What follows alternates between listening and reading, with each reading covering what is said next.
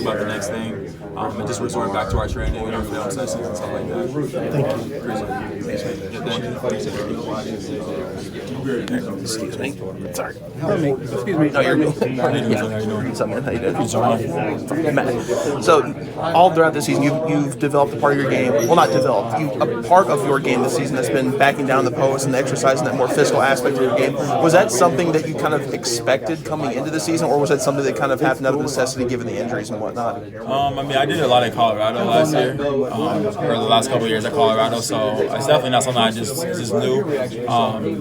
I just have a really good core around me that allows me to do that, especially, having Rain Smith back. It just opens up the floor, open up driving lanes, open up post-ups. They're definitely just change our dynamic a little bit when he's back out there. Yeah. When you're watching the selection show and you see Louisville's name popped up, but it's next to an 8 seed, what was your reaction? I was a little shook. I was a little shook to hear our name called that early, definitely. But like I've been saying to everybody else, I'm just grateful, and I know our team is grateful to at least have a bid, have a seed. Not every team in the country gets to have that, so just grateful for that opportunity. But it does put a little bit of disrespect, kind of a chip on your shoulder, because all the body of work that you've done all year, and we felt like being ranked top 10 in the country, top whatever we are, earns you a little bit of higher of a seed.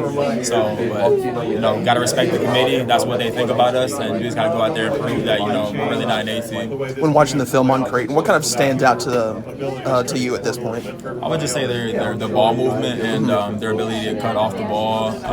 Their shooting, they have a lot of 6'9", 6'10". Obviously the big fella inside. All of them can shoot. So just got to be on all of our little film sessions, and just got to make sure that we're taking care of all the little things, being the enforcer, being physical. As someone who has regularly played more physical and back down bigs this season, what sort of challenge does a guy like Kalkbrenner on Creighton present? Yeah, I mean, he's just obviously a really good shot blocker and a big presence to have inside the paint. So I would say just when they have a guy like that, our bigger guys have to realize that there's certain things that you can do to kind of eliminate his size and just be physical with him and get into his legs, and there's just little things that you can do to kind of eliminate those bigger 7-footer guys that just take away from their size.